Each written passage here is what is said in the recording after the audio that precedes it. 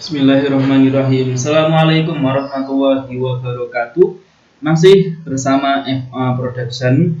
Baik teman-teman, kita melanjutkan video yang kemarin ya, itu soal nomor 1 sampai 10 tryout 2 di SIM PKB program guru belajar bidang studi matematika ya. Tentunya ada pedagogiknya teman-teman. Jadi untuk semuanya bisa diikuti ya. Pembahasan pada video kali ini melanjutkan soal nomor 11 sampai 20 ya. Jadi teman-teman mari ikuti bersama. Yang belum subscribe silahkan klik tombol subscribe biar channel ini semakin berkembang. Oke, langsung saja ke soal yang pertama teman-teman. Di sini soalnya adalah pada pendidikan abad ke-21 kompetensi kolaborasi sangat penting karena peserta didik dapat titik-titik. Oke ya.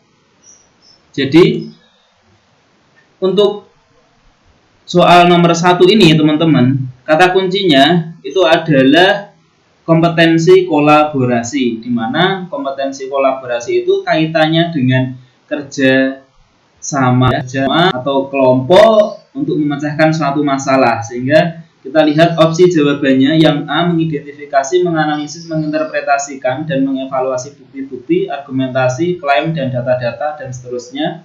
B, mengomunikasikan ya. Yang A tadi kata kuncinya mengidentifikasi, B, mengomunikasikan, C, menghasilkan, mengembangkan, dan mengimplementasikan ide-ide mereka secara kreatif ya. Yang D, ini adalah bekerja sama teman-teman kalau teman-teman lihat ya. Jadi mohon maaf mungkin fotonya juga agak sedikit blur karena ini foto diambil dari teman-teman juga yang minta request untuk dibahas soalnya. Oke, jadi opsi D ini bekerja sama dalam sebuah kelompok ya, dalam memecahkan permasalahan yang ditemukan dalam kehidupan sehari-hari. Jadi kata kuncinya ada di opsi yang D, sehingga jawabannya adalah D teman-teman. Oke, soal selanjutnya kita baca kalimat tanya terlebih dahulu biar lebih fokus. Menurut Anderson dan Caldwell, pernyataan di atas yang termasuk dimensi pengetahuan ya. Kata kuncinya di faktual teman-teman ya. Yang ditunjukkan oleh nomor 1 sampai 5 teman-teman pilih ya. Jawabannya apa teman-teman? Nomor 1 adalah pengetahuan tentang bagaimana melakukan sesuatu. 2, pengetahuan tentang bentuk yang lebih kompleks dan terorganisasi. 3, pengetahuan tentang terminologi dan detail dan elemen-elemen yang lebih spesifik. 4, pengetahuan tentang elemen-elemen terpisah dan memiliki cirinya sendiri atau karakteristik sendiri. 5, pengetahuan tentang jenis, bentuk, dan alternatif mencari pemecahan masalah. Jawaban yang paling tepat itu adalah yang C, 3 dan 4. Nah, kenapa teman-teman pilih 3 dan 4? Alasannya adalah ini ya. Ini ada di buku modul ya, di SIM PKB juga teman-teman. Jadi menurut Anderson dan Caldwell, dimensi pengetahuan faktual ya. Di sini ada sebenarnya pengetahuan faktual dimensinya, kemudian ada juga dimensi pengetahuan konseptual, ada dimensi pengetahuan prosedural, dan yang terakhir adalah dimensi pengetahuan metakognitif teman-teman. Karena pertanyaannya adalah yang dimensi pengetahuan faktual, berarti jawabannya yang ini. Yang pertama adalah pengetahuan terminologi teman-teman. Nah, terminologi meliputi nama-nama dan simbol verbal dan non-verbal. Berarti ini kan sama dengan nomor 3 yaitu pengetahuan tentang terminologi kata kuncinya dan detail dan elemen-elemen yang lebih spesifik. Kemudian yang kedua ini adalah pengetahuan yang detail dan elemen-elemen yang spesifik mengacu pada pengetahuan mengenai peristiwa dan lain-lain. Nah, ini jawabannya tepat untuk nomor 4 maksudnya ya. Jadi pengetahuan tentang elemen-elemen terpisah dan memiliki karakteristik atau ciri tersendiri, sehingga jawabannya yang tepat itu adalah opsi C atau nomor 3 dan 4. Oke, soal selanjutnya, soal nomor 3 berarti untuk menilai peserta didik dalam memahami paragraf ya.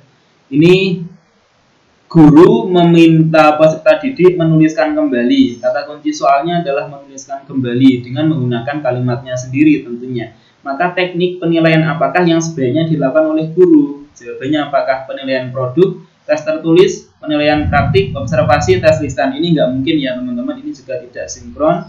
Ini juga tidak diperlukan. Jadi yang diperlukan cukup ini saja, yaitu tes tertulis. Maka jawabannya yang B, jelas ya.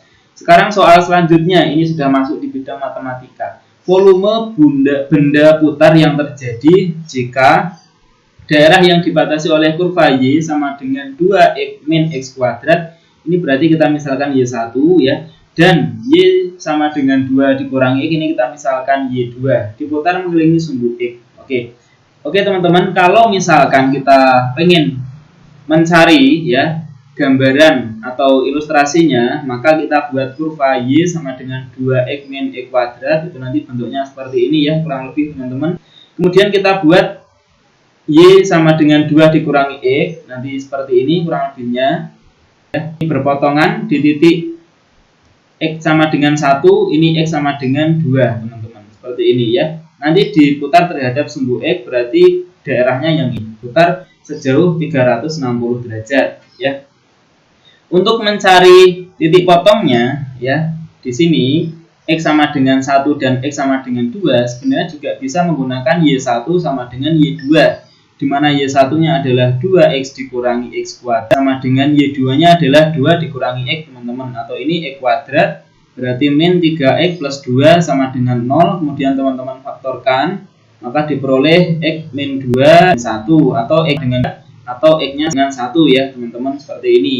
Nah, setelah dapat batas 1 dan 2, maka rumus volume tinggal dimasukkan ya, adalah pi kali integral AB batas bawah dan batas atas Y1 kuadrat dikurangi diintegrasi terhadap X ya. Jadi V sama dengan pi kali integral batas bawahnya 1 ya, berarti batas atasnya 2, Y1-nya adalah 2X dikurangi X kuadrat, ini dikuadratkan lagi, dikurangi Y2-nya adalah 2 dikurangi X, ini dikurangi dx ya teman-teman, sama dengan pi kali integral. Ini kalau dijabarkan itu jadinya adalah berapa? 4x kuadrat min 4x pangkat 3 plus berapa teman-teman? X pangkat 4 ya, plus X pangkat 4. Oke, seperti ini, dikurangi dalam kurung 4 dikurangi 4x plus X kuadrat, nah dx. Kemudian disederhanakan ya, sehingga ini integral, batas bawahnya masih 1, batas atasnya masih 2.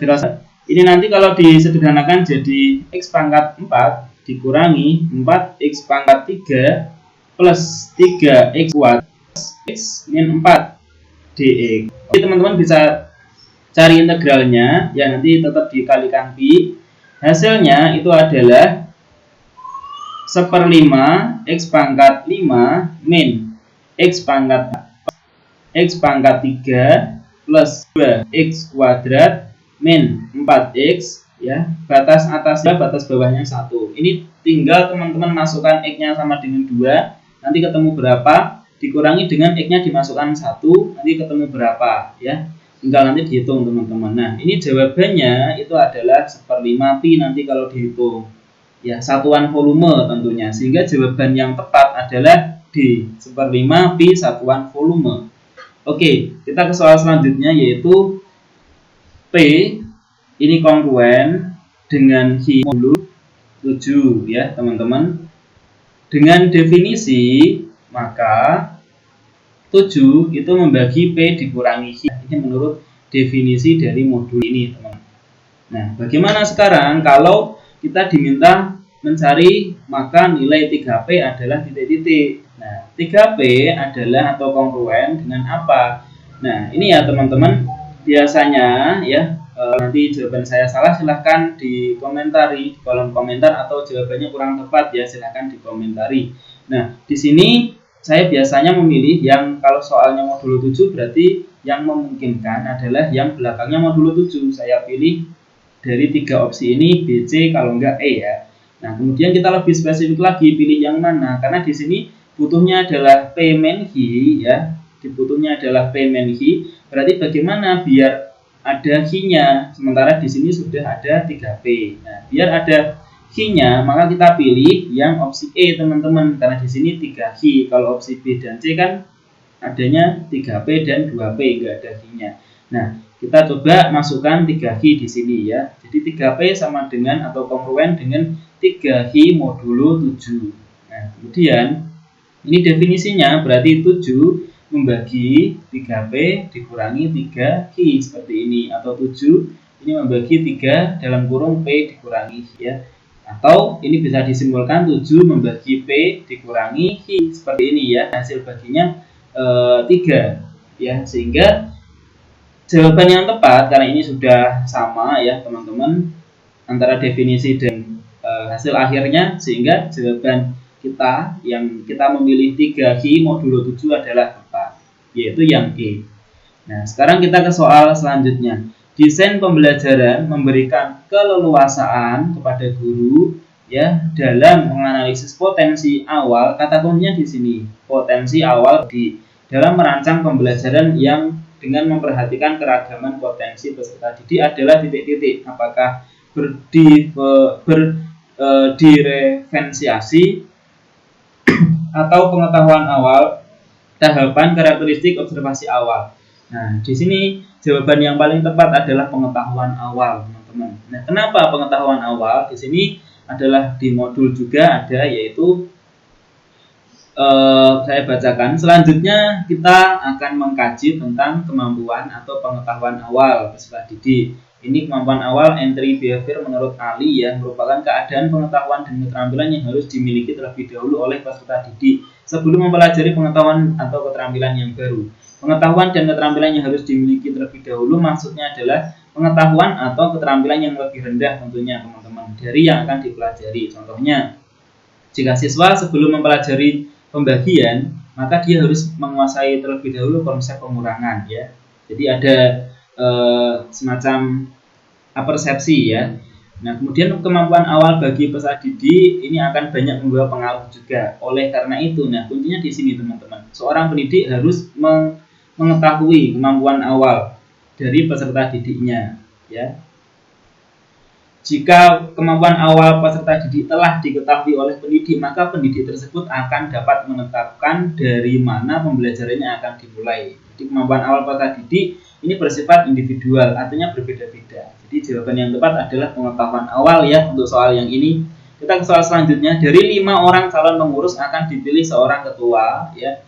Akan dipilih seorang ketua, kemudian seorang wakil ketua dan seorang bendahara. Jadi dari 5 orang akan diambil ketua, wakil ketua, dan bendahara. Posisi urutan ya. Jadi bisa dibolak-balik sehingga kita menggunakannya adalah permutasi teman-teman, bukan kombinasi. Jadi permutasinya 5,3. Rumusnya apa? Adalah 5 faktorial dibagi 5 min 3 faktorial. Jadinya 5 faktorial bagi 2 faktorial 5 kali 4 kali 3 kali 2 faktorial dibagi 2 faktorial. 2 faktorial dicoret, tinggal 5 kali 4 kali 3. Jadinya 60. Sehingga jawaban yang tepat adalah E. Belum tentu yang ini betul jawabannya ya teman-teman, karena ini pekerjaan dari waktu tesnya. Jadi kita bahas, apabila ada kesalahan juga kita bisa koreksi bersama ya. Jangan lupa tulis di kolom komentar apabila suka, diklik tombol like-nya, dan jangan lupa di subscribe. Garis singgung yang menyinggung lengkungan kurva Y sama dengan X pangkat 3 min 2X plus 1 di titik 1,0 ya. Jadi kurvanya adalah Y sama dengan X pangkat 3 min 2X plus 1 ya. Ini menyinggung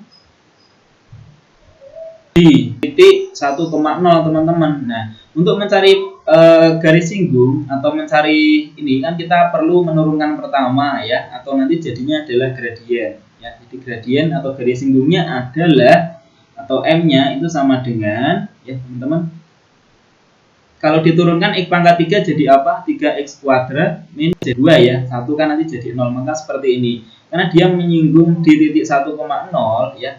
Berarti ini teman-teman, kita masukkan X-nya adalah 1. Sehingga M-nya itu adalah 3 kali 1 kuadrat min 2. Sehingga hasilnya adalah 1.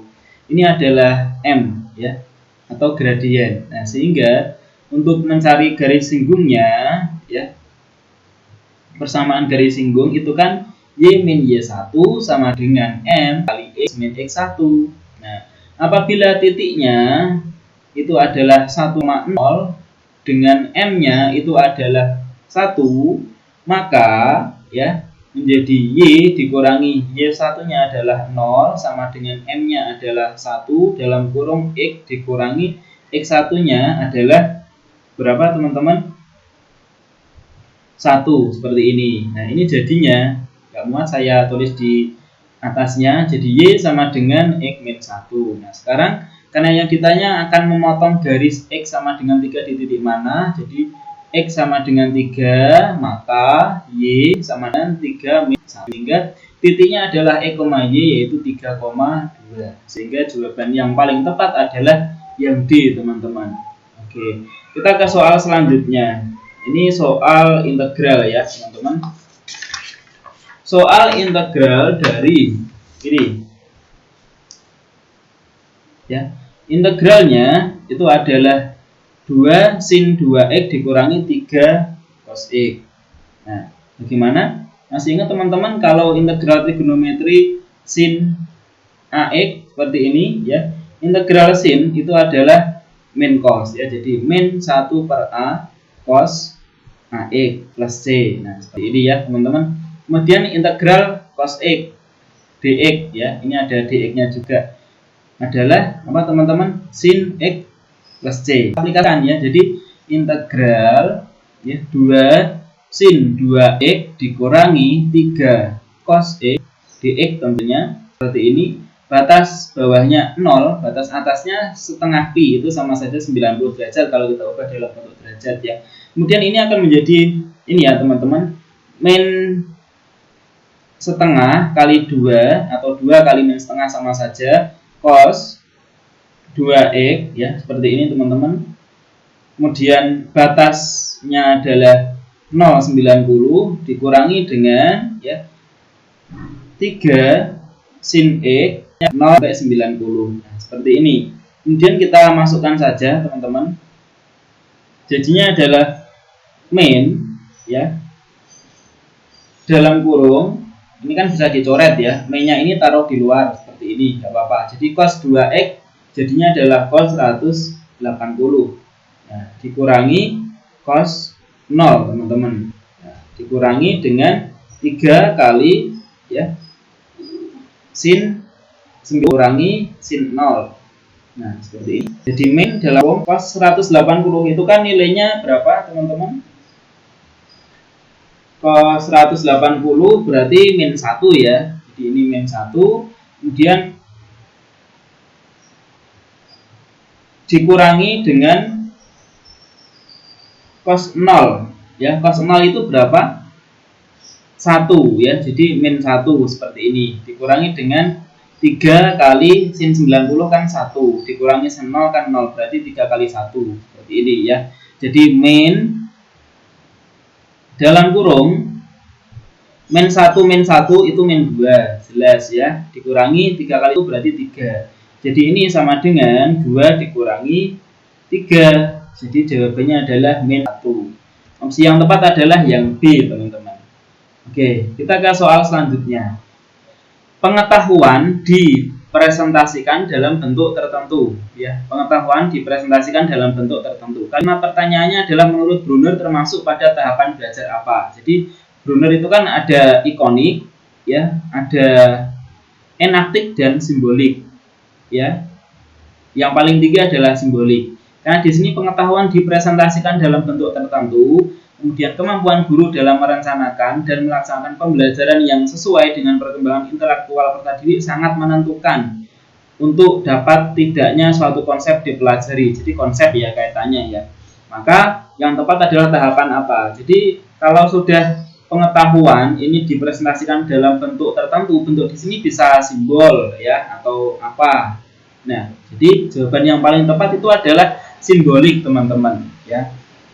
Oke. Itu adalah video dari saya, kurang lebihnya mohon maaf. Kita lanjutkan di video selanjutnya membahas soal ini ya dan seterusnya. Assalamualaikum warahmatullahi wabarakatuh.